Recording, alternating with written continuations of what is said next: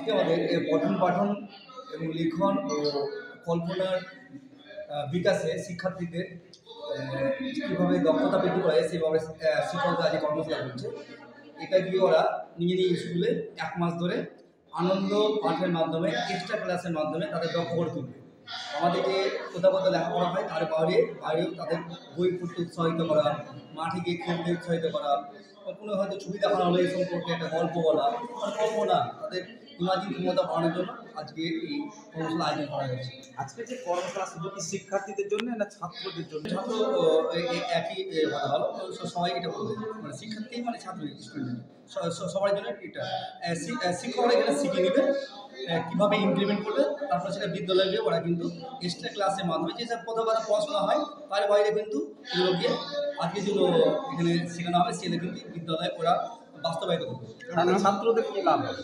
ছাত্ররা আমাদের খেলাধুলা মনোযোগী হওয়া এবং লেখায় দক্ষতা অর্জন করা, হয়তো কোনো কিছু দেখলো একটা, তারপরে নিজে নিজে লেখার চেষ্টা করবে, ভুল হবে স্যার ধরে দিবে, এবার আস্তে আস্তে একটা অভ্যাসে পরিণত করার চেষ্টা করা হচ্ছে। আপনার নাম? আমার নাম মোহাম্মদ মাহিদুল ইসলাম, আমি বারো স্কুলের প্রধান শিক্ষক। আমি এখানে ট্রেনার হিসেবে এসেছি। আমি অ্যাজ এ ট্রেনার এসেছি ঠিকই, কিন্তু আমি কিন্তু একটু নিউ জয়েনিং টিচার, ঠিক আছে? তো আমি বিগত কিছুদিন আগে আমাদের পঞ্চাননতলায় যে ট্রেনিংটা হয়েছিল সেখানে আমি এই বিষয়ে ট্রেনিংটা নিয়েছি। তো আজকে আমার বিষয়টা হলো holistic report card. Holistic report কার্ডটা হলো বাচ্চাদেরকে শুধু পঠন পাঠন না, তাদের শারীরিক, মানসিক, বৌদ্ধিক সমস্ত বিকাশটার উপরে আমাদের এই রিপোর্ট কার্ডটা চালু করা হয়েছে। এটা 2025 সাল থেকে ইমপ্লিমেন্ট করা হচ্ছে। আগে শিশিরি বা আমরা পিক আপ মডেল ইয়েতে আমরা বাচ্চাদেরকে মূল্যায়ন করেছি। এটা হচ্ছে তার মডিফাইড ভার্সন। এই ভার্সনে মূলত 7টা দিক রয়েছে। সেই 7টা দিক দিয়ে আমরা বাচ্চাকে পুরোপুরি 360 ডিগ্রি অ্যাঙ্গেলে আমরা বাচ্চাদের একটা বিকাশের চেষ্টা করছি, যাতে তাদের শুধু স্কুলের মধ্যেই, ক্লাসরুমের মধ্যেই নয়, আমরা বাইরের জগতের সঙ্গে তাদেরকে পুরোপুরি যুক্ত করতে পারি।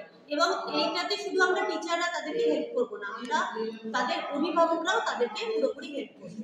এই বিষয়ে আমাদের আজকে এখানে স্পেশাল কি পাঠ দেওয়া হবে?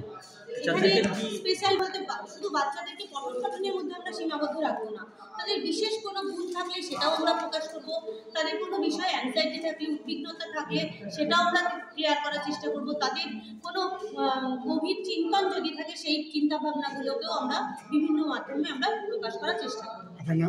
অনন্যা ঘোষ, আপনি কোন নম্বর ভৈরবতলা প্রাইমারি স্কুল। আরেকবার বলুন না। অনন্যা ঘোষ, 1 নম্বর ভৈরবতলা প্রাইমারি স্কুল। ওকে।